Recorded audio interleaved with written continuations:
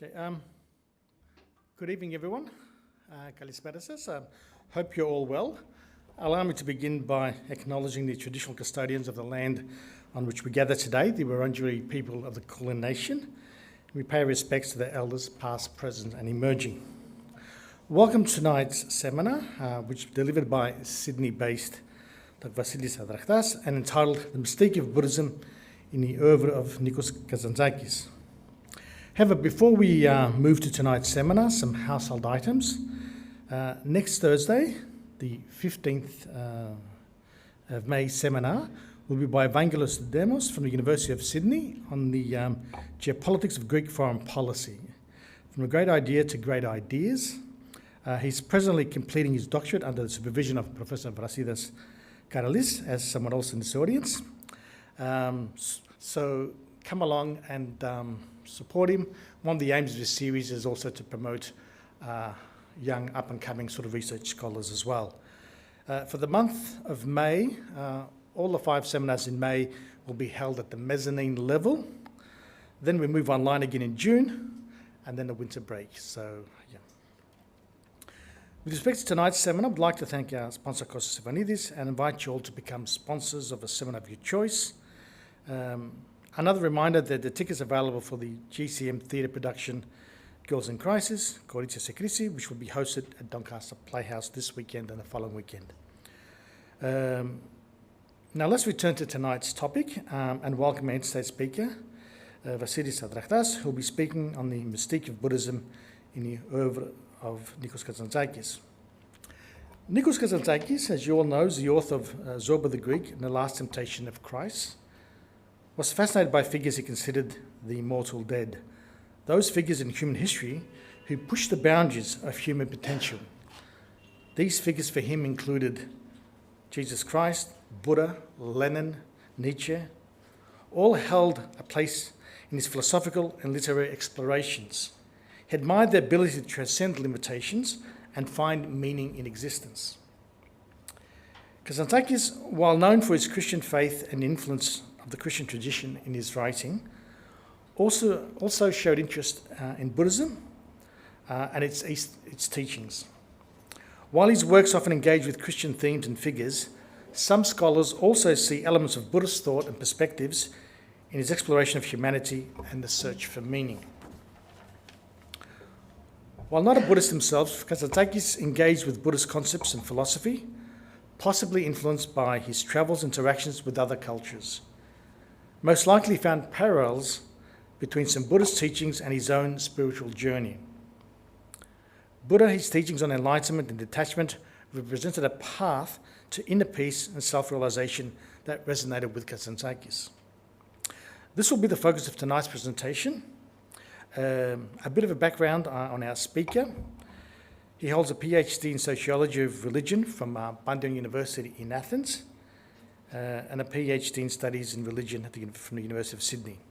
His specialisation is in early Christianity, patristics, Byzantine philosophy, the history of religions, and Indigenous Australian studies. Presently, he is the convener of Greek studies at the University of New South Wales and the Islamic Studies subject coordinator at University of Western Sydney. Between 2015 to 2025, he served as the president of the International Society of Nikos Kazantzakis, the Sydney branch, and is the co-founder of the Unity in Philia, a not-for-profit organisation promoting intercultural relations between Greece and Australia and cultural diplomacy in the Asian Pacific region. He has authored and co-edited more than 10 books. Some of those we have available for sale, so please frequent the back table at some stage during the presentation. Enough for me. A big round of applause for our presenter tonight, Dr. Vasilis Adrahtas. Thank you.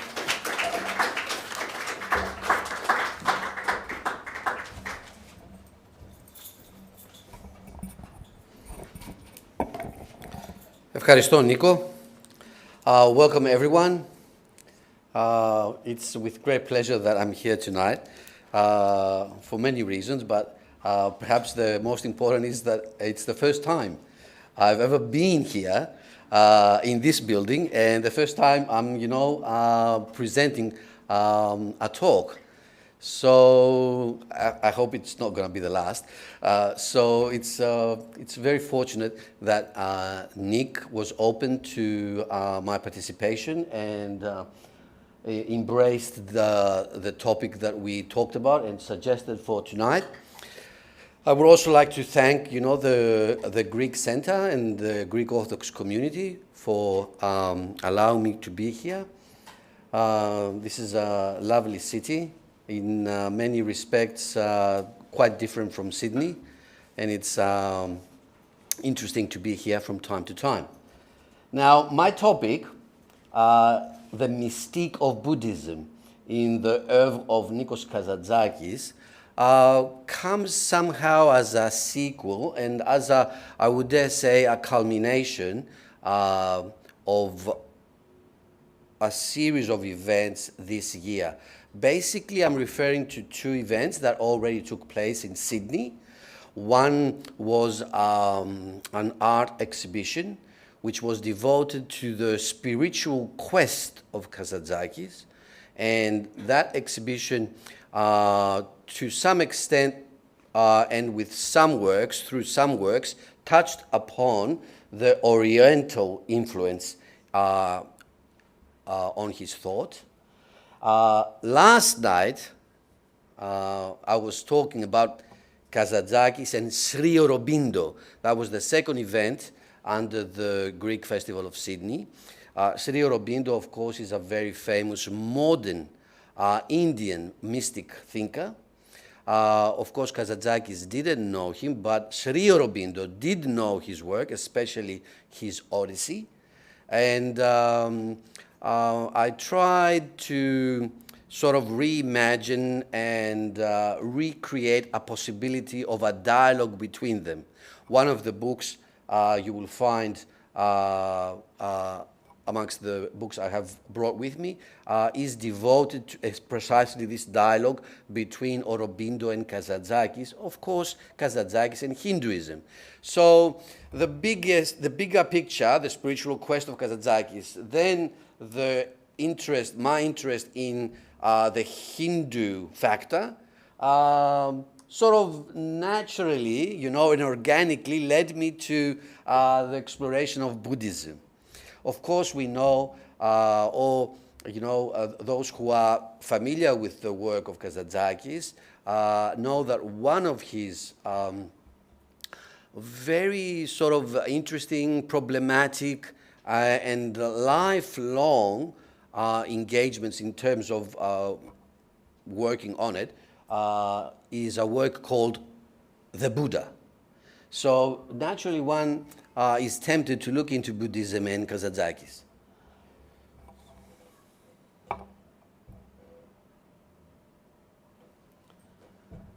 Now, of course, one should start, I suppose, with Kazantzakis and religion. And of course, questions like, is Kazantzakis an atheist? What about the presence of religion in his works? Of course, this is not a new question, okay? And it's not a new issue. People have, dealt with it. Basically, in the Anglo-Saxon world, we have Peter Bean, we have Middleton, and we have Dombrowski. Those three have really spearheaded the search, the exploration, and have tried to clarify the position of Kazantzakis with relation to religion, God, the spiritual, the sacred, and so forth.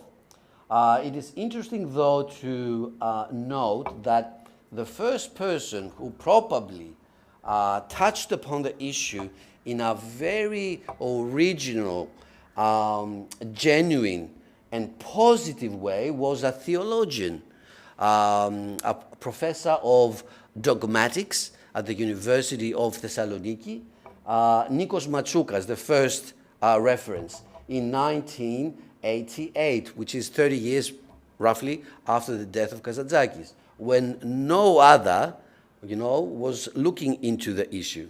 So Matsoukas was a pioneer in that respect.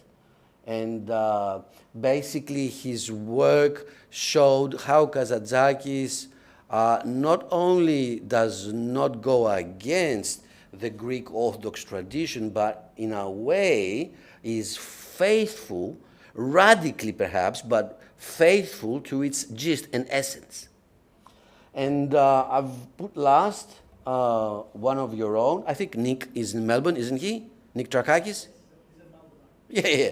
So Nick has written Who is Nikos Kazantzakis' God? And of course, there he brings to the fore the alternative sort of tackling of the whole issue by looking into Buddhism and the Oriental religiosity. That's why it's relevant. Although in the title, it's not clear that it's about, the Buddhist sort of factor in his Kazantzakis' work. Now, probably you know that if there is a modern Greek writer that uses the word God more than anyone else, of course it's not Papadiamandis, okay? It's Kazantzakis. And perhaps he is not only the modern Greek writer who does this sort of, thing, but perhaps he is the modern writer in general that uses the word God and is so much obsessed, one would dare say, with the issue. So when Kazantzakis perhaps is approached as an atheist, perhaps it's a bit problematic, because the first thing you think is, why on earth, would an atheist, be so obsessed, and not negatively, but positively. He made God, in a way, the topic par excellence of his work, of his writing. Of course, that's if you look at things superficially, because he is an atheist, which means he is not a theist. He is not one who accepts an understanding of the divine in theistic terms, the way that is that traditional Christianity or Judeo-Christianity and the Islamic faith, or generally monotheistic faiths, have conceptualized and experienced God. So then one has to try to see, okay, if he's not a theist, if he is an atheist in that sense, could that mean that he is proposing something different? It has been suggested that his alternative understanding of God is one of progressive theology, the progressive understanding of God as something that is becoming and not a being. Of course, drawing on thinkers, most notably Whitehead. Personally, I think that, and I have to perhaps make this clear from the beginning, is that Kazantzakis, for me, is two things. Or let's say one foot is standing on nihilism, is a nihilist. And the other foot is standing on monism. So he starts as a nihilist. Okay, there is nothing. Okay, there is nothing you would, possibly believe in. But because things are thus, we have to create it. And we are compelled to create it. And we must create it. And this is when he, gets to monism, an understanding of the sacred which is comprehensive, all-encompassing, and unifying. But we will get there.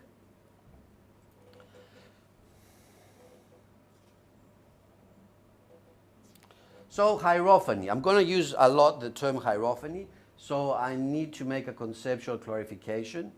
In the history of religions, although we speak about God, the divine, the most basic term, let's say the umbrella term, under which all study of the religious phenomena come, is the term the sacred.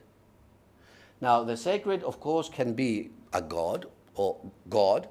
It can be an understanding of the divine. It can be, the absolute, the ultimate, whatever.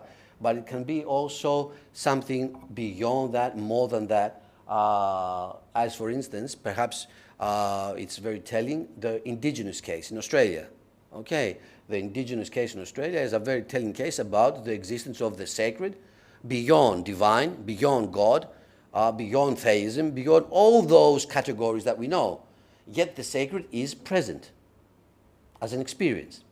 Now, every sort of expression, version, manifestation, experience of the sacred is called a hierophany. A Greek word, of course, hierophania. Okay, this is a term coined by a famous historian of religion, Mircea Eliade, Romanian, American, sort of, guru, really a guru of religious studies. So a hierophany is much more fundamental, much more important, and it lies at the, let's say, the basis of what we call the religious sentiment, the religious experience. So even if one says, let's take the extreme case, that Kazantzakis has nothing to do with religion, okay, I would say yes. Has nothing to do with God, I would say yes. Precisely for those reasons, okay, he is dealing with hierophanies. He is a hierophanic writer, thinker, okay, seeker. So he is prior, through, and beyond religion. So religion is within his work, and he's not limited, or he doesn't feel that he is confined by the limits of religion as such. So we have religion, let's say, as an institutional sort of, order. We have spirituality, let's say, as a more existential, individual field of reference. And we have the hierophanic order, which is, to my understanding, it's more of a historical sort of field of reference. Kazantzakis, thus, is in and out of religion. He reflects and is driven by a spirituality at times, but basically and primarily he works at the hierophanic level. That's why he is so radical. That's why he's very hard to categorize, to put, in a box, because hierophanies don't easily go into a box. With and through his work, Kazantzakis is part of, intervenes, contributes, and reshuffles the history of religious ideas in modern Greece. Okay, no one has said this. Okay, you are hearing this for the first time. I'm the first one who has said it. Okay, and the second one, again, an overlooked, silenced, and misunderstood theologian par excellence. Perhaps the most original in the Greek Orthodox world. So Kazantzakis belongs to the history of religious ideas of Greece, modern Greece. He's not something out of that. He's part of it and he contributes to it. Okay, why would, the establishment hate him?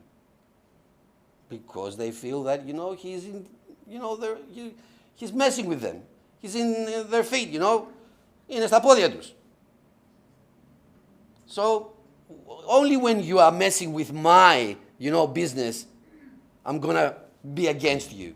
So, all this, adversity towards Kazantzakis is proof, negatively, that he is a religious thinker, more so a hierophanic thinker. And as such, he is, I would dare say, a theologian who tries to put into words Christianity in a different way, in a different manner.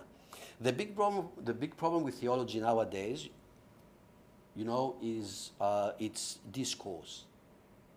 It's basically a discourse that goes back to ancient Greece, comes through Byzantium, which, in a way appropriated the language, the jargon of ancient Hellenic philosophy, and it still speaks, even if it's, even if the words are Bulgarian, Russian, Romanian, whatever, Arabic, it speaks Greek, Hellenic.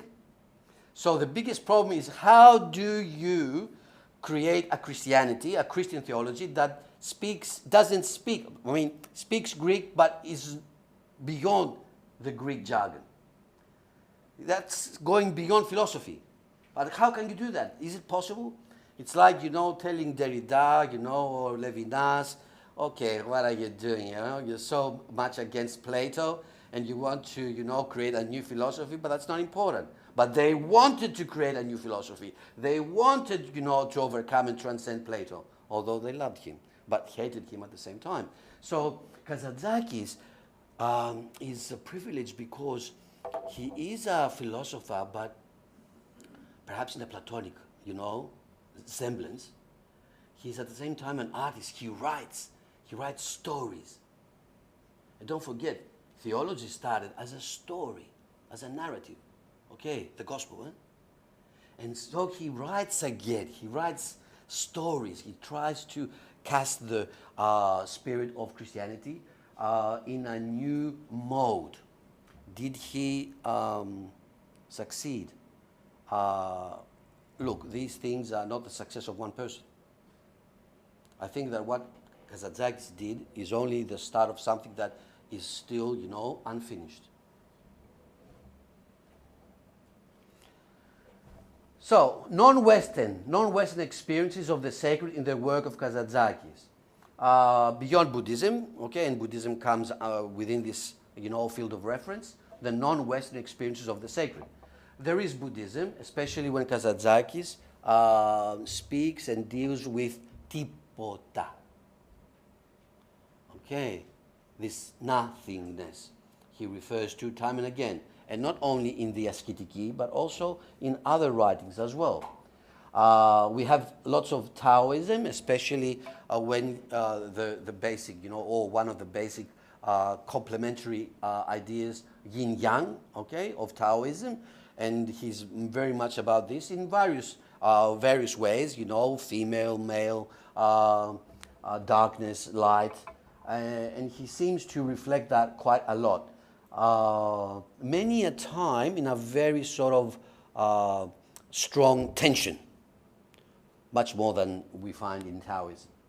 Hinduism, it can be traced in his interest in oneness, okay, not just unity, but the oneness of reality, and at the same time the playfulness of perceived reality. The playfulness is a hint, and in a way I'm referring here to Maya, okay, which is, conventionally translated as illusion, okay, but it's not really, it's not illusion in the sense that it's not, it's not there.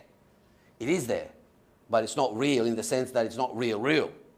It's as real, is the glass, I have on the table, and if I just take it and I throw it away, it's going to break, and then it's not a glass anymore. So its reality is very precarious. That's Maya. It's playfulness. And then, I can take the glasses and I can turn them into a work of art. So I play with it. So in this sense, you find Hinduism in the work of Kazantzakis a lot. Islam, perhaps because he was a Cretan, and he has this idea about, the kritiki matia, the Cretan gaze, which combines the East and the West, the Christian and the Muslim. Crete has been, a crossroads, and he brings this a lot, especially in his report to Greco. He refers explicitly to the Arabic, Muslim, Islamicate factor in his work and probably in his lineage. And in a way, he seems to be proud of it. Now, basically, though, Islam is present in the work of Kazantzakis because Kazantzakis is a lot about justice. And justice is a very, very prominent aspect of Islam. And the violent face of otherness. Otherness here, please understand otherness as whatever isn't human, whatever isn't, natural. So it's the other, the sacred in monotheistic terms, otherness. And that otherness in Islam, okay, many a time has a violent contour. Violent. Not in the social, just the social-political term, but in a much more existential term. It's imposing, it's overwhelming, it crushes you. In that sense, violent.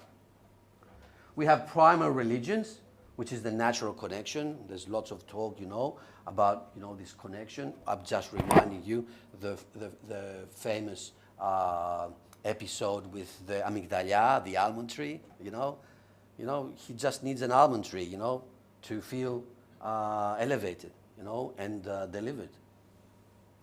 And at the end, we have new religious movements, especially, when it comes to theosophical ideas.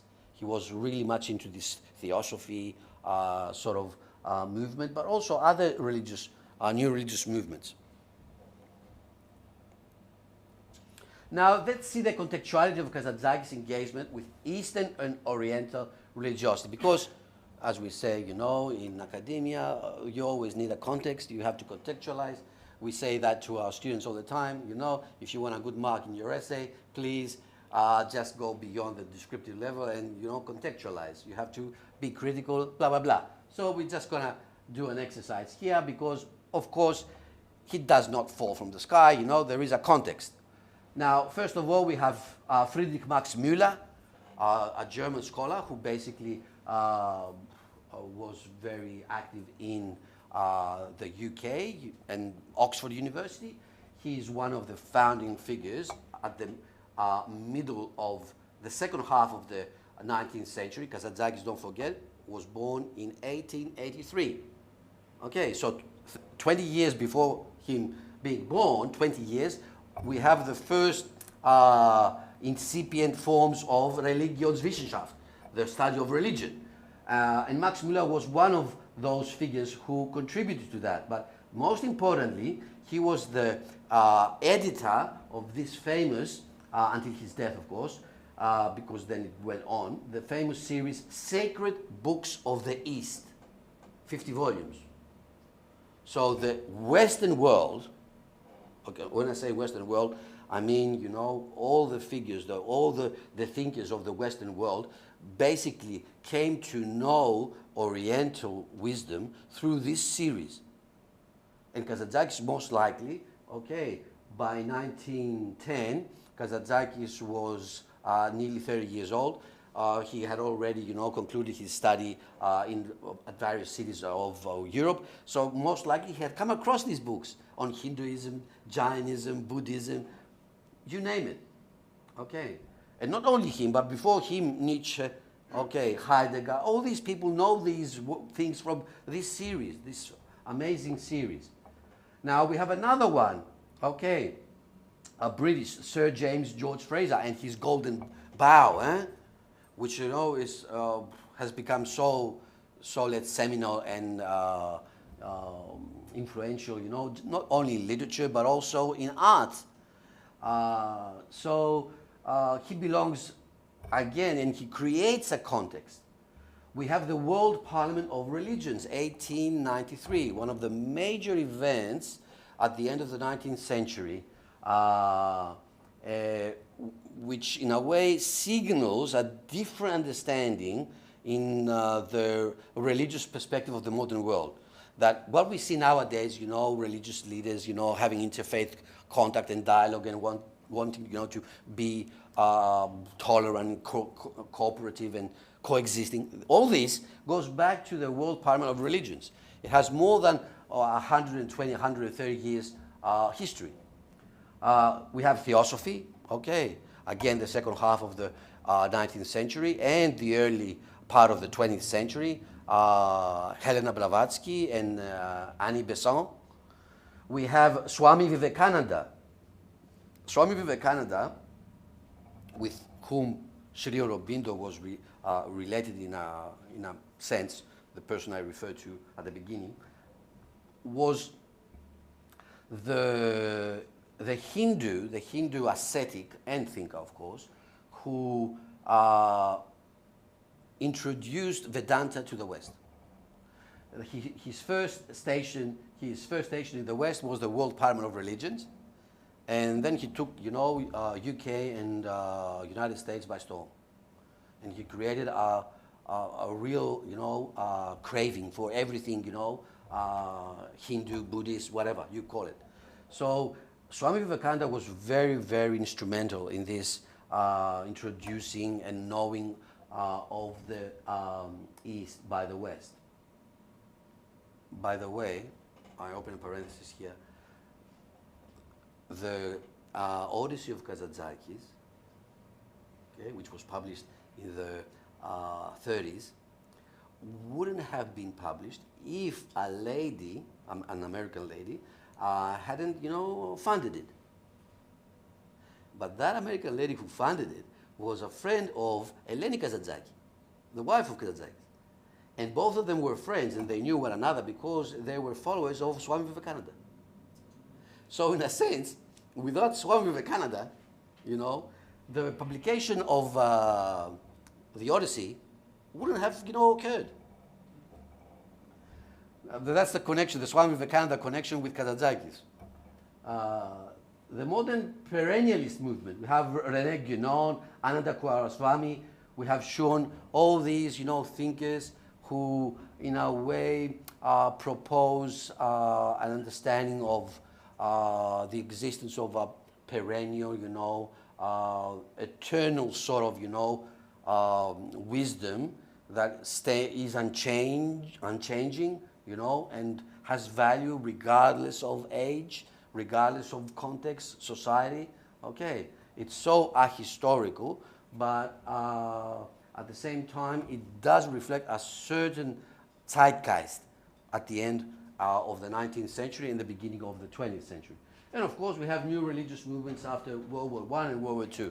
So, if you are a person like Kazantzakis, who lives at the end of the 19th century and dies a bit after, the middle of the 20th century, and you are, such a person, that is open to research, seeking, you have all this sort of, need to learn new things, it would be, really a paradox and really strange if you were not within this context of ideas, if you were not really conditioned, if not determined by this context. Now, what is Buddhism all about? Okay? Probably you know lots of things about Buddhism, the Four Noble Truths, the Eightfold, pathway to realization, and so forth. But I think that Buddhism comes down to these four ideas.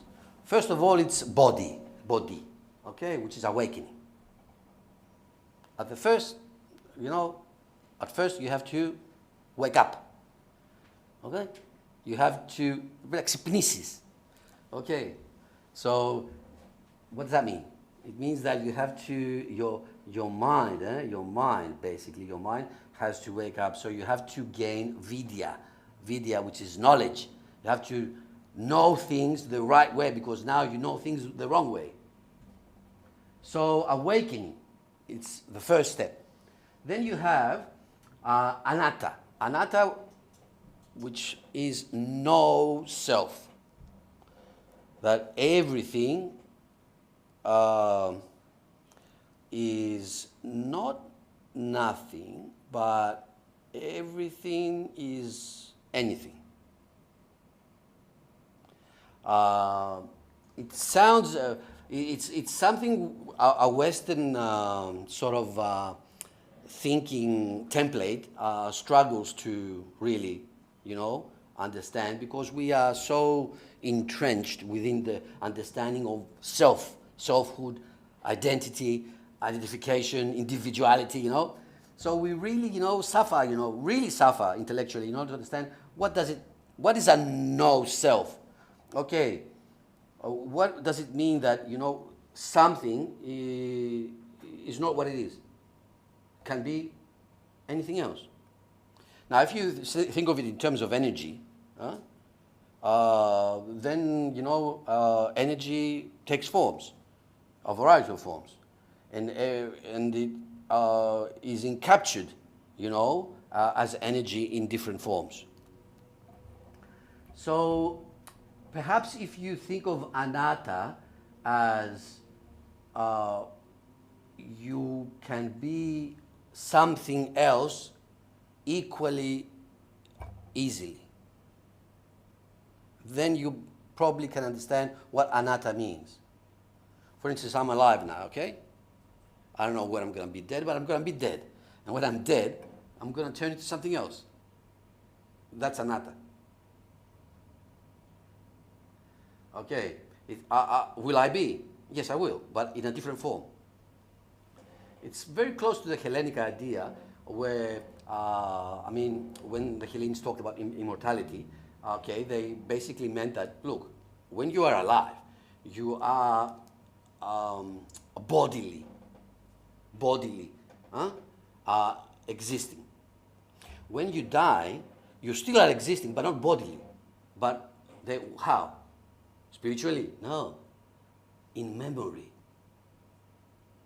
You are alive, you are existing as a memory. So memory is a form of existence, of immortality. And not just, you know, a sentiment. You know, Westerners, Christian-minded people, or meta-Christian, you know, influenced people, we think of memory as a sentimentality, you know. Okay, they live on because, as long as you remember them. No, for the Hellene, because there is memory, you will be living on and on and on. And that's the whole sense, that's the whole purpose of philotimia, you know. Why I want people, you know, to remember me. Why I want to be remembered. Because that's how I'm going to be immortal. Now, nirvana. Nirvana is liberation. And Buddhism is a radical sort of form of religious liberation. Liberation from what? From samsara. Okay, from the cyclical repetition of beings. Now, samsara is very, very prominent in Hinduism. Now, what happens? What happens so you understand the relationship here and why the Buddhist worldview suggests this sort of, you know, liberation. In the understanding of the Hindu understanding of cyclical time, you know, and the changing from one form of existence to another, started as, let's say, fair enough answer, solution to the experience of dissatisfaction or frustration.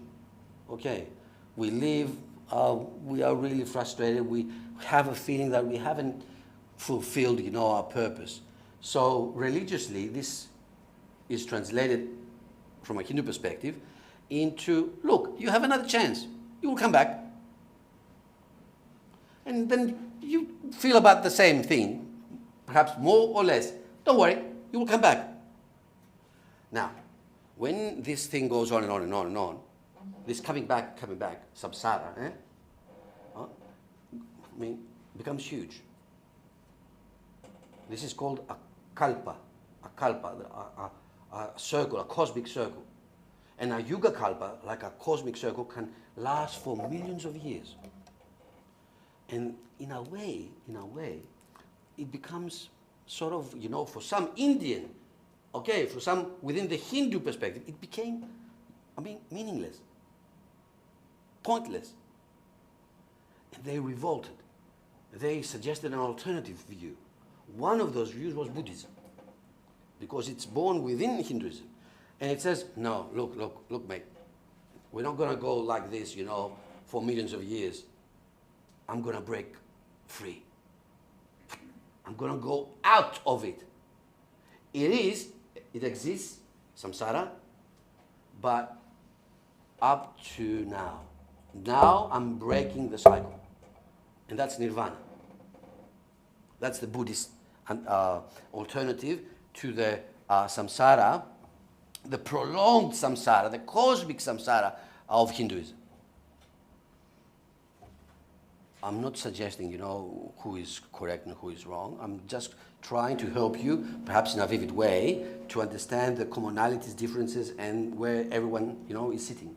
And then shunyata. Shunyata, we normally understand shunyata as void, the void, as nothingness, void. And this is where, Kazantzakis comes in, shunyata. But what sort of void is that? Now, when you ask Buddhist people, they would say to you, look, shunyata is basically about the interconnectedness of all things. Because a no self, an anatta, is something that can be anything, okay? So everything changes within a nexus. Imagine a nexus, within a nexus with everything can be at any position, place, moves. Everything everywhere moves. You don't have anything stable, solid. This is shunyata. The absence of a solid, of a certain, of a, something, really there, because it shifts. That's the interconnectedness they refer to.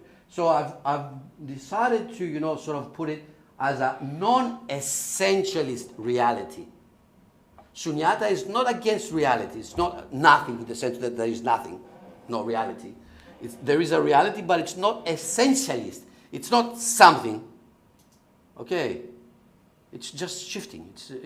It's moving all the time. Sometimes so radically that it switches off, and it switches on.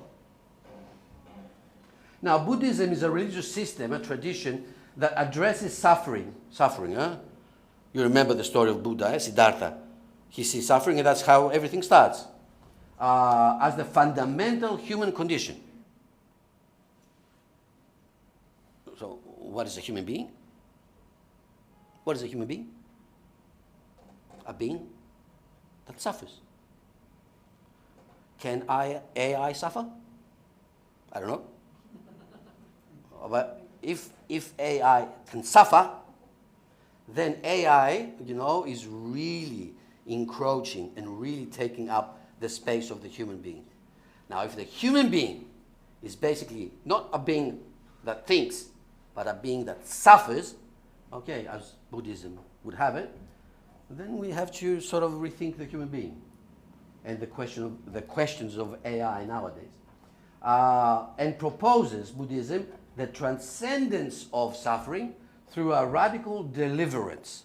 So it's a radical soteriological, soteria, deliverance, religion.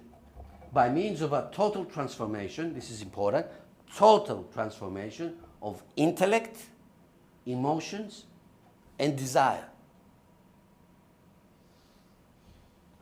As such, Buddhism involves a life of contemplation, that's the transformation of intellect, non-attachment, that's the emotions, and impassiveness, that's desire. Now, what is important here is non-attachment and impassiveness. We many a time use detachment, withdrawal, detachment. They sort of have negative connotations.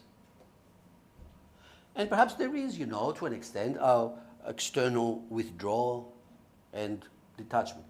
But basically, phenomenologically, the emotions are supposed to be transformed in Buddhist terms when we stop being attached. Not that we don't deal with things because we withdraw, okay, but we do everything, okay, but we are what? Not attached to anything. As one person, I think this comes from Tsatsos,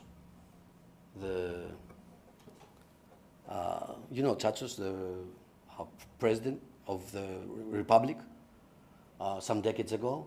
He was a prominent philosopher, a German idealist, neo-Kantian philosopher in Greece. And I think this comes from his works. He wrote it.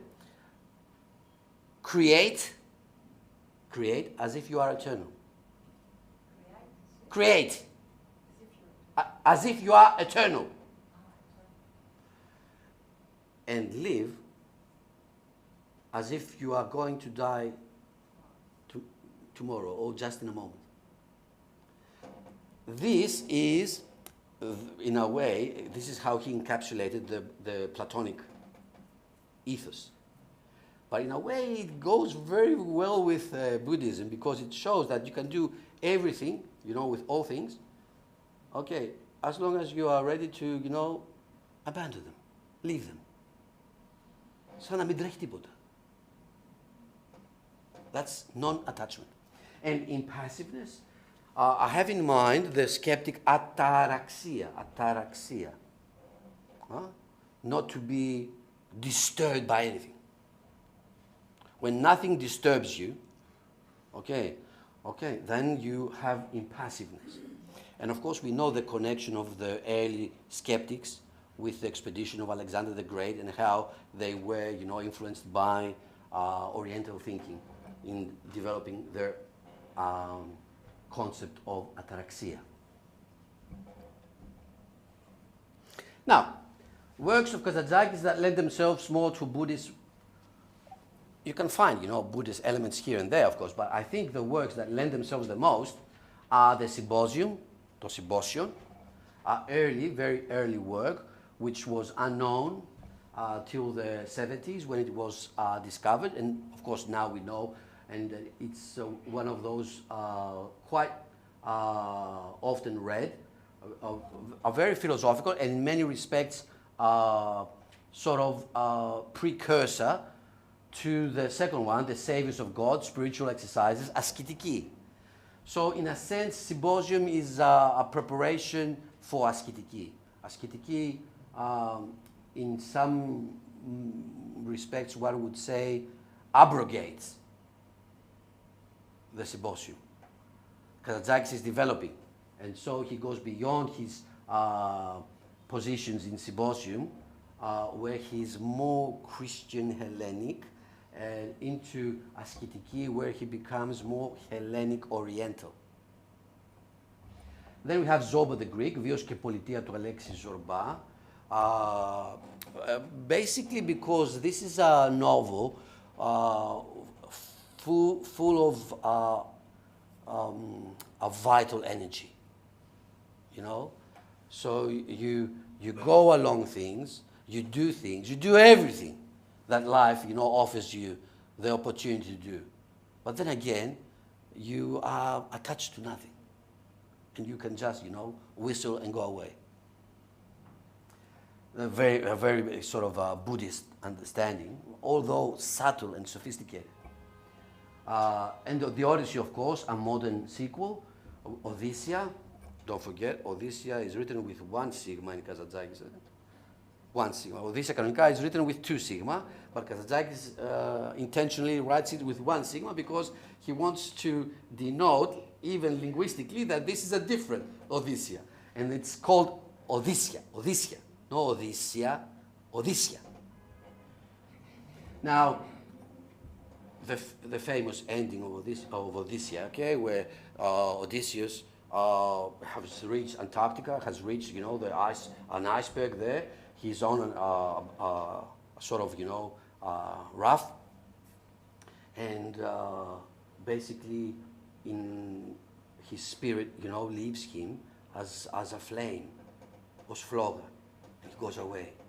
This svisimo, okay, blowing out of the hero, which is very much about nirvana. And of course, Buddha, this novel of his, which is quite interesting and problematic because it's about China, it's about the Yangtze River, and you can't see really something, any reference to specifics of Buddhism in.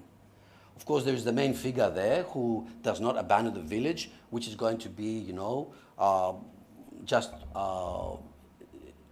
engulfed by the river, but he does nothing.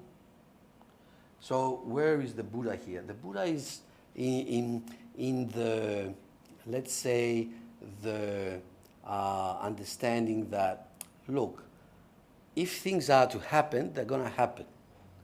There's quite something pessimistic about Buddha. The novel. Okay, not Buddha, but the novel of Kazantzakis. And he really struggled a lot with this. He started writing it at around 1920, and he was still writing it in his last days. So he goes on writing this work for more than 30 years, rewriting it, changing it. Did he succeed in conveying the Buddhist spirit? I think he did, but with a twist. With a twist. And I will come to the twist, which is perhaps the most interesting part. Now, awakening, in his work, awakening is to be found whenever he talks about the intellect and knowing as lampsi, phloga, ilios.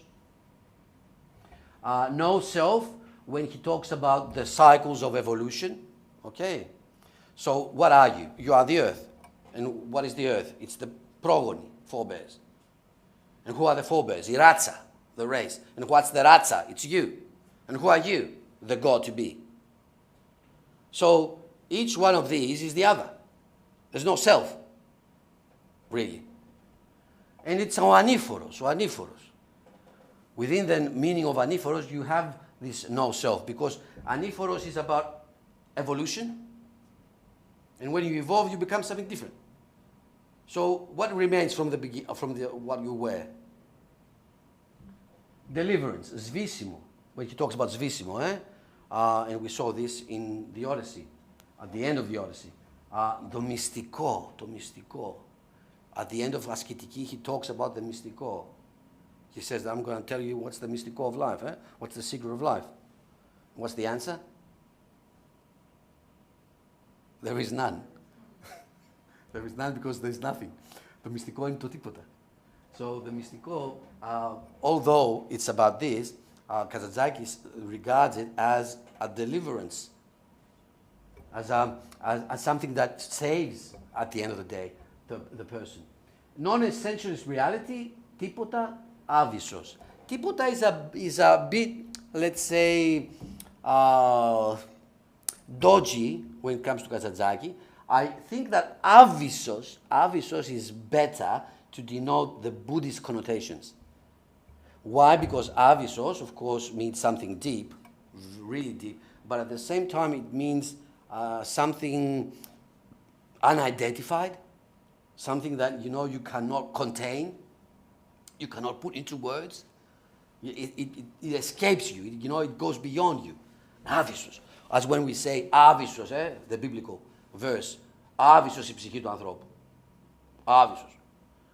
That doesn't mean that it's nothing. It means that you cannot really pinpoint down what it is. And then we have the syncretic approach. Kazantzakis' approach to Buddhism is syncretic, or if you like, syncretistic. Awakening, the understanding of awakening, it's a pivotal moment for transformation, yes, as in Buddhism, but much more discursive. In Kazantzakis, awakening is much more discursive and less intuitive. In Buddhism, it's very much intuitive and not discursive. In Kazantzakis, it's the other way around. It's very discursive. In this sense, it's closer to the Hellenic philosophy factor, his philosophical background in terms of ancient Greece. Now, no self. Yes, as in Buddhism, it's about the negation of ontological particularism. That you have this, me, this, as particulars. The negation of that. But not in the sense of the erasure of personhood. Kazantzakis retains personhood. He doesn't think that the negation of ontological particularism is also the negation of personhood. So he has a limit, in a way. Rather, the affirmation of the latter, the personhood, as a typical Westerner, as the exquisite moment, revelation, expression of the whole. Now, this is very, very Hellenic. To understand it, let's think of Prometheus Desmotis, Prometheus, bounded, Aeschylus, tragedy. Especially Aeschylus. Why? Because in Aeschylus, we see the characters are symbolic. But what does that mean? It means that each character becomes, on stage, the exquisite moment of nature.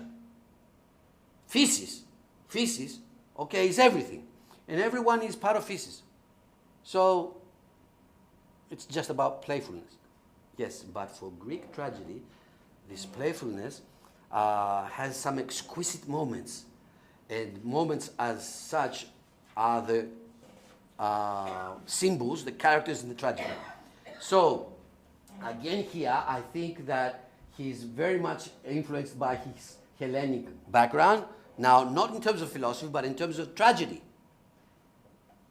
Now, this is very close to a disclosure of the whole. A disclosure of the whole. So, in a person, a specific person, the whole is disclosed.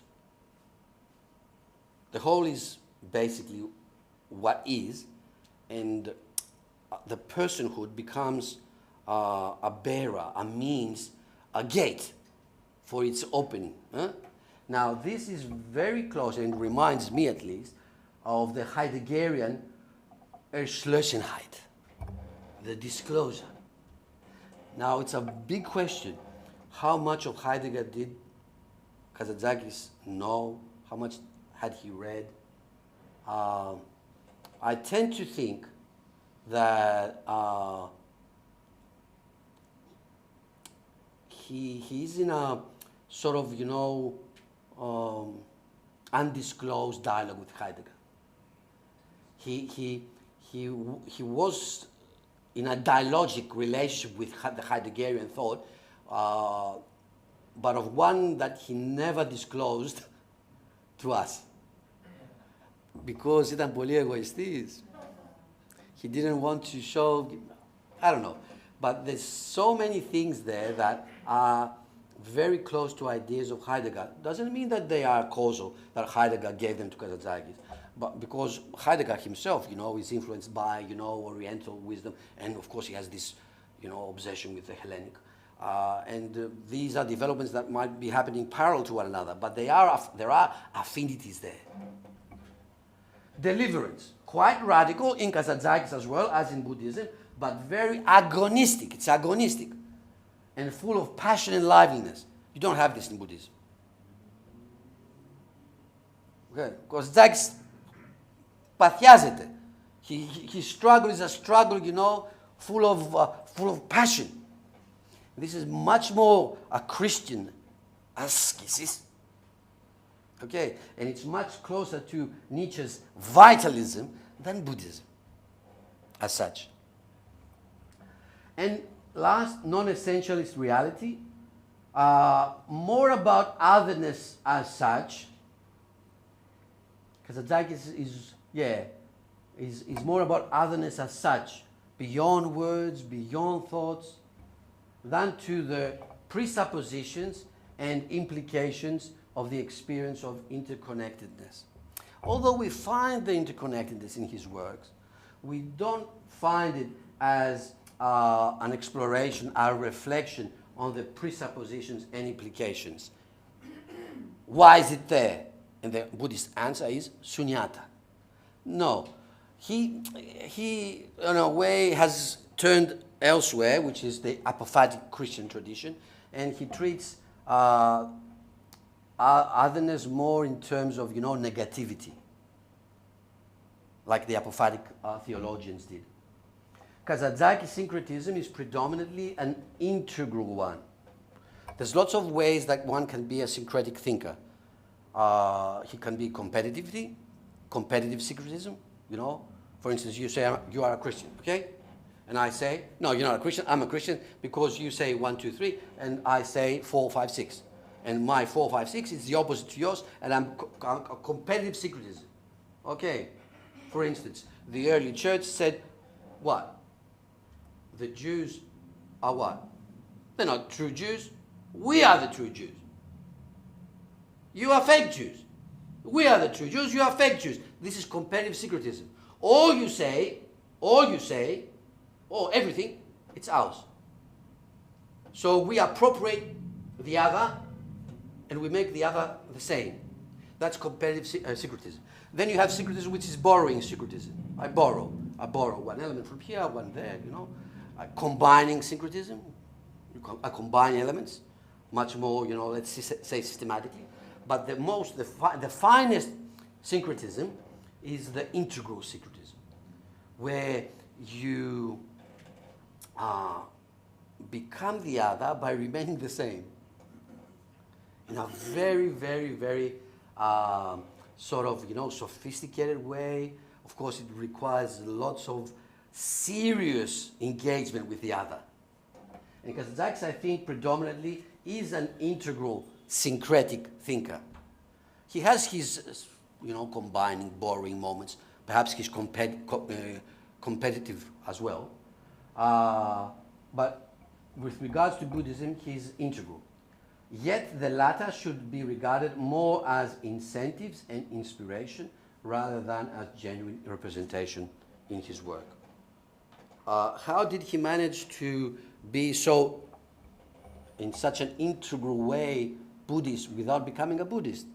Because he treated Buddhism at the end of the day as an incentive, as an inspiration, and not really as a way of life of his own. Thank you.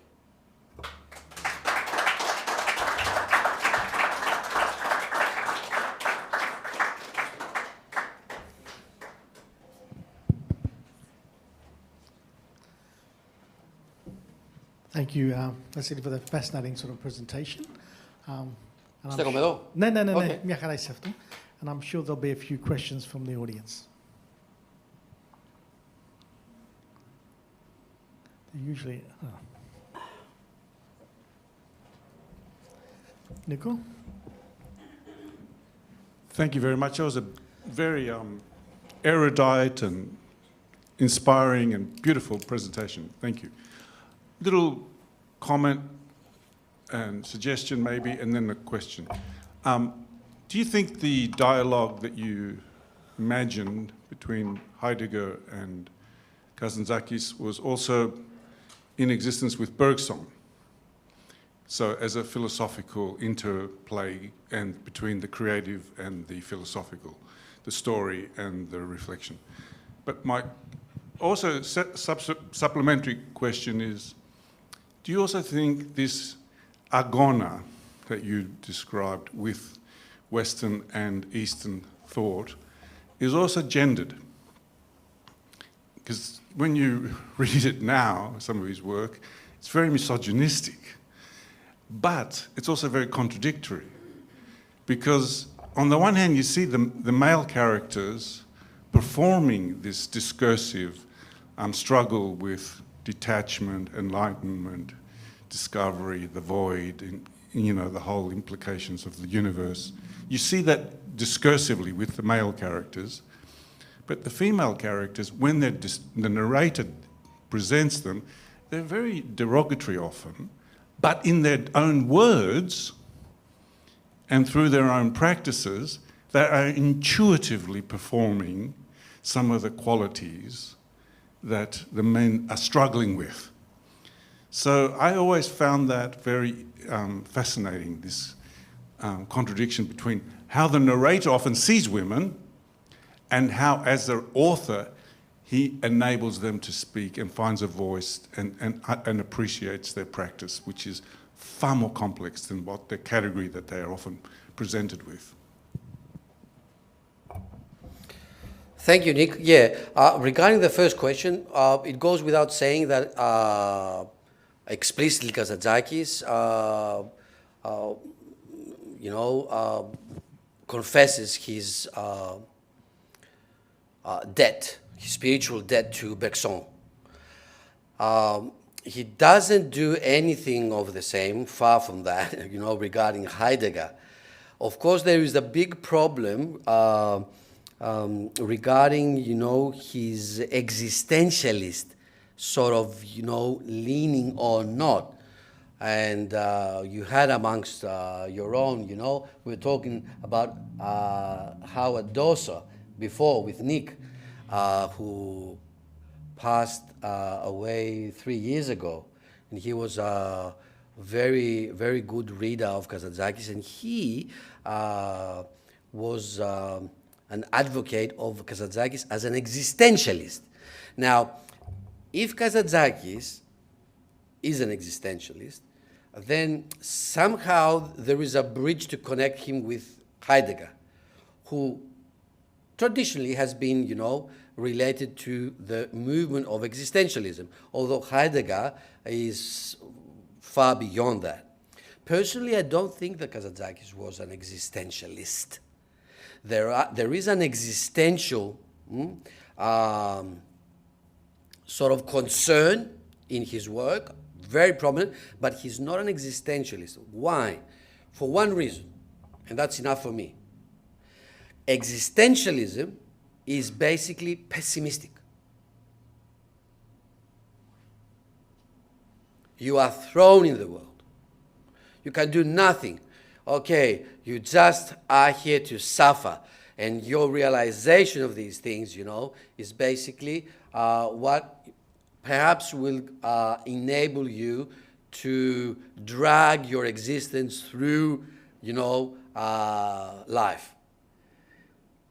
In its sophistication, in its very, sort of intriguing moments ontologically, bringing forth existence. Existentialism is basically pessimistic. Kazantzakis is the exact opposite of a pessimist thinker. He starts with nothingness because it's the only way you can be optimistic.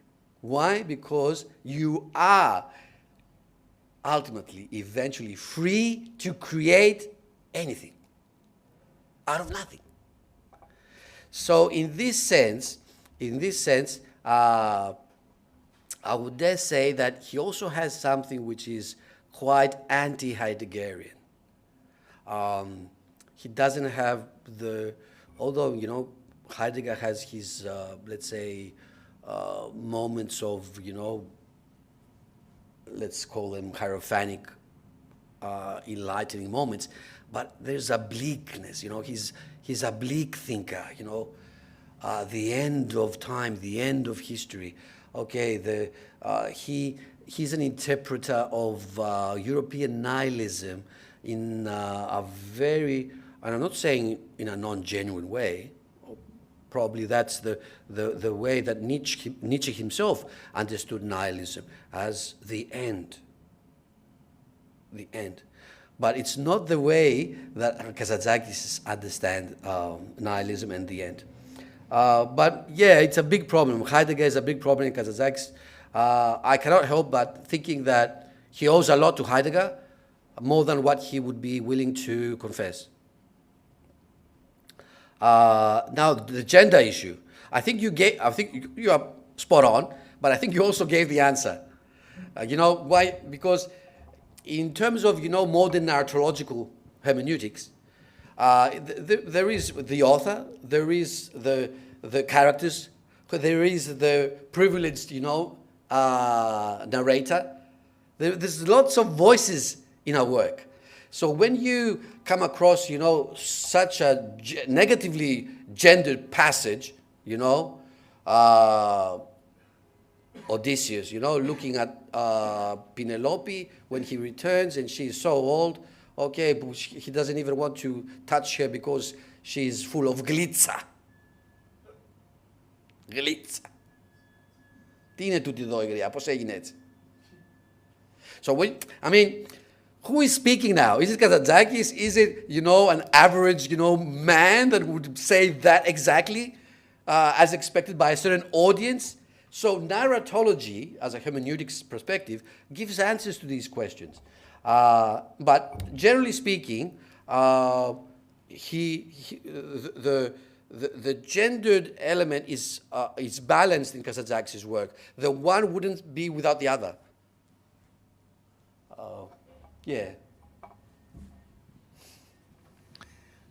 Any further questions from Rob? Thanks, I loved it, and I was particularly caught with one of the premises of the talk is that the atheist has to create the sacred.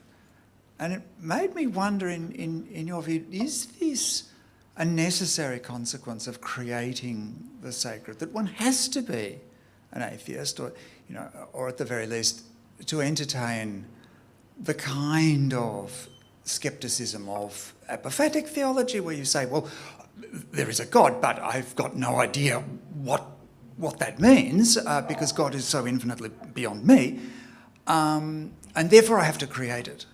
So is it necessary to have a creative relationship with spirit, that you must first be atheist?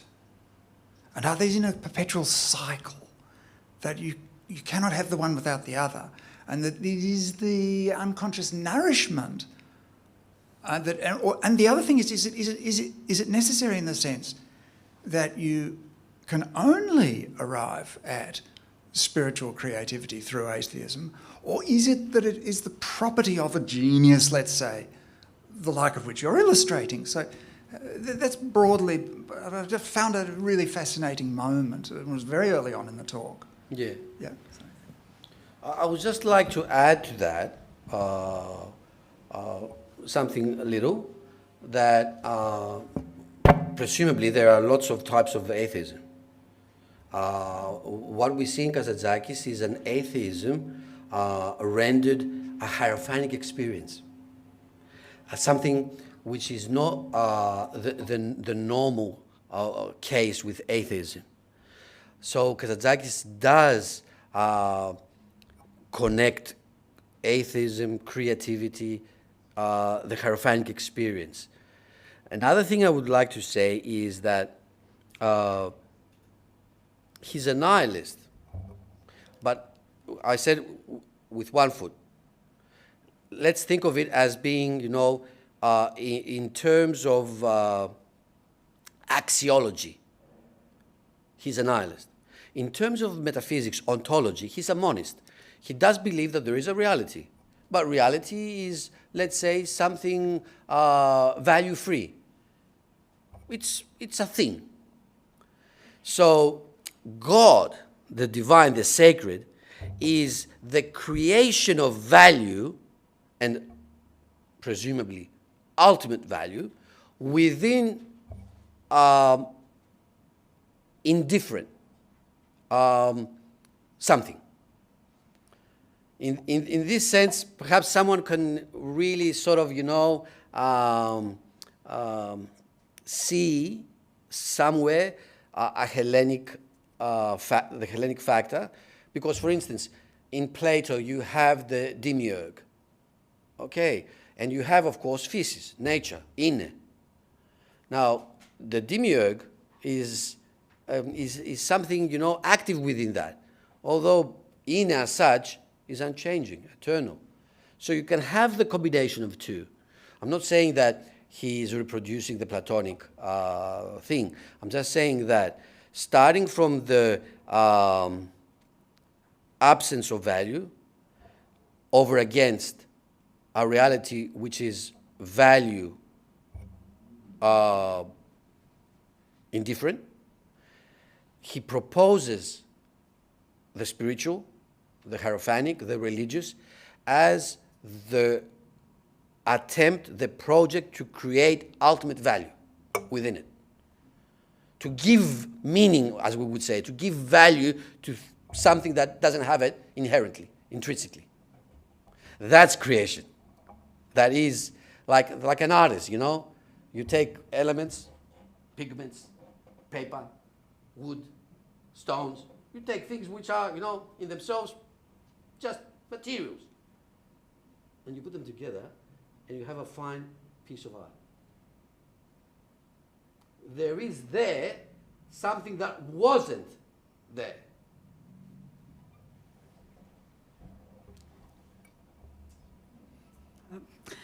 Vasilis, that was a fantastic lecture. I just enjoyed it immensely. I must admit, occasionally I got lost in the philosophical nuances. I've got an odd question that popped in my head when you, right in the beginning, when you were talking about, let's look at what hierophany is, the hierophanic moment, how we create, I don't want to use the word create, but how there's a degree of creation in that moment. What is the hierophanic moment in relation to consciousness? That's all, but I would like a response. Okay. I've attempted a response in my book, you know, Consciousness Journey to the Transcendent. It's back there. So I've attempted a response basically starting with the work of Kazantzakis and bringing it into dialogue with Sri Aurobindo, because Sri Aurobindo and consciousness in general is a very sort of, although it's very common in our modern jargon, it wouldn't have been, you know, part of this jargon without the Eastern influence. The whole thing, consciousness as such consciousness is, let's say, a postulatum, something you are supposed to seek, want, yearn for as a hierophanic property. Consciousness in itself is such, as for instance, the self can be a hierophanic moment. So we say God, we say God, and we probably understand easily that, okay, this is about a hierophanic experience. No. Take out God and put in the place of God consciousness. Consciousness, for the modern mind, and more so for the postmodern mind, can be a hierophanic alternative. Can be a hierophanic, you know, proposal, suggestion, a new sort of mode of, you know, self-realization. I don't know if I'm answering properly to your question, but what I want to stress is that consciousness as such is there within our everyday talk, because from a historical point of view, it has become so prominent that it is a hierophany nowadays. It belongs to the hierophanic, you know, categories. I have to read your book. No, or the self, you know. We have this famous, prominent sociology of religion, Paul Hillas, who speaks about the religion of the self. The self, you know, is untouchable. Can you touch the self, you know, and say, that has no importance, no value, no self? I mean, yeah, if you are in some sort of, you know, regime we don't want to name, yes. But otherwise, in the West, the self is fundamental, prominent, ultimate, it's everything. Now, when this becomes more sophisticated, you know, it becomes consciousness. Consciousness is the self, but in a more sophisticated way. Let's say a more nuanced, and it encompasses things that are not properly Western, but they are more global. It's a more global self. Yes, sorry, yeah.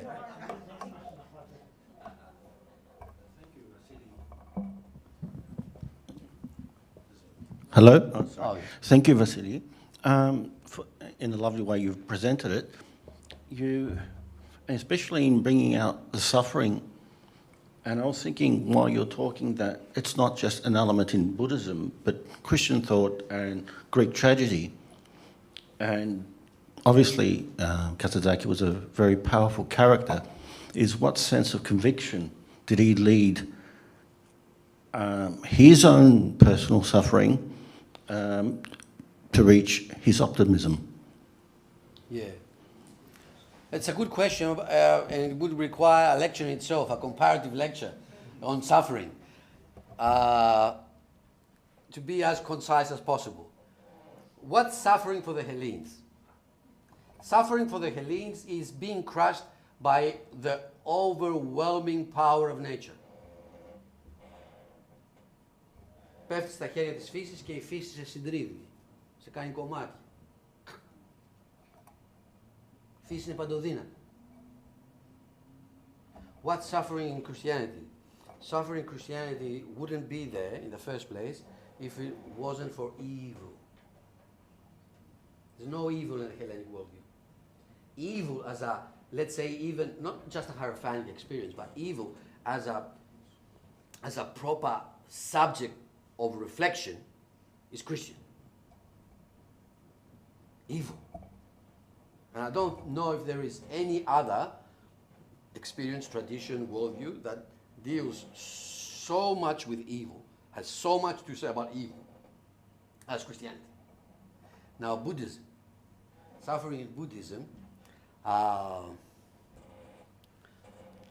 has neither the overwhelming of nature nor the the intrusiveness of evil. Suffering is something sad, something that shouldn't be there, something that messes things up. The terms in which the Buddhists understood suffering are, I would dare say, more humane. And that's why, again, in humane terms, one can overcome it. You don't need grace. You don't need great ideas, philosophical, Hellenes, no. You can do it. It's within you. It's up to you.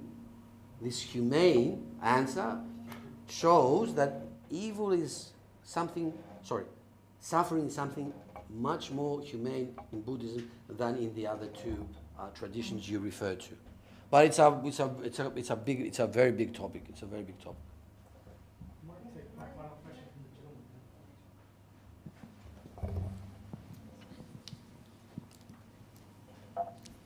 Thank you for a wonderful, wonderful talk.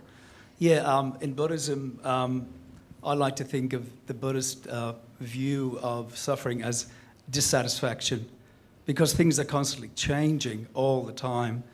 They're living in a flux. Things are constantly changing. So no matter what you hang on to, it's going to change. So suffering is inherent in their conception of reality. And from a Buddhist context, shunyata is reality. Shunyata is reality. What fascinates me, I think, most in your talk is the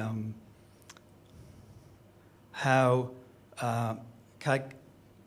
Kazantzakis was drawn to the non-theistic nature of Buddhism, the atheist nature of Buddhism. Because the Buddha never claimed to be a god. He was just a person who created a creative endeavor of creating a way out of the impermanent nature of reality, i.e. suffering. So I find that fascinating. Thank you. I would just like to add here, because it's a good you occasioned a thought. Many a time we say that there is no God. There is no God in Buddhism, and of course that's correct. But there's thousands of divinities. In Hinduism there is. Yeah, but in Buddhism, in Mahayana Buddhism, but there's lots of divinities. Now, be careful. What's a divinity in Buddhism? It's like you have at a certain moment. Don't think of moment as 1 second. At a certain moment, you have the congruence of elements in reality coming together and forming a divinity. The next moment, that divinity is not there. So it's something that, you know, comes to be and switches on and switches off. So in a way, divinities in Buddhism are transitory, they are impermanent, but they are, you know, they once they are there, they are about a meaning, they convey a value, they refer to something which is important. But then their purpose, their being has been realized, and they just pop, disappear. Isn't that the dilemma of the Greeks? Look, you're tempting me, but the Greek mind reached its culmination and did a puff altogether. But that puff has to be something, you know, we talked about the people that. Yeah, that puff, that And the everything as well. What I'm trying to say is it sounds like the Greek dilemma of having to have identity is essential, and when you try and apply it to something that's trying to be larger than life, so it almost disappears. Yes, you are touching now upon a very, very, very sensitive issue, which we're going to talk about tomorrow at Monash University with Robert and Aydogan Kars regarding my book on Platonic aesthetics. Plato is the puff of the Hellenic, where, you know, the obsession with identity and the formation of forms is so full and saturated that the beautiful just explodes. Okay. So strictly speaking, after Plato, there is no Hellenes. All right, we'll take one final That's why question. I say you are tempting me. No Hellenes. All right. Hi, thank you. I could ask you 1,000 questions about all that, but you know we have to finalize it all. But I think there's one thing we should have mentioned, and that is the language Kazantzakis uses, which is very unique. I mean, I read his books in Greek, and no other writer writes like him. In fact, he makes up his own words, and I'm Greek Cypriot, so I could understand a lot of it from my Cypriot dialect, a lot of the words, because it's so similar to the Cretans. But I think it is important to say that, you know, like no other writer writes like him in the Greek language. And as I said, I could ask you 1,000 things, but there's one thing I didn't understand when you that you mentioned about Aeschylus and Prometheus Desmotis, and I didn't understand how you related that to Kazantzakis, and I'll leave it there because Nick wants to. Yeah. I'm just going to say it again very, very concisely. Prometheus Desmotis, in basically any character in the Aeschylean tragedy, is the summing up of all of nature within a moment, a symbol, a character. So this exquisite moment of nature is what the Aeschylean tragic character is all about. So within the character, nature reveals itself. Okay? As such, overwhelming. That's what we find in Kazantzakis. And that's why he's much closer to tragedy sometimes, probably because he's a writer, than he is to philosophy. Unfortunately, all good things come to an end. Yeah, they have to. And I don't have answers for everything, okay? But I'm still exploring myself. Vasily, you entertained us tonight. You also bamboozled us as well. But anyway, that's part of the seminar. Big round of applause for our speaker. And just a small gift from the community as well. And don't forget to have a look at the books at the back that are available for sale too. Thank you, Vasily, once again. And,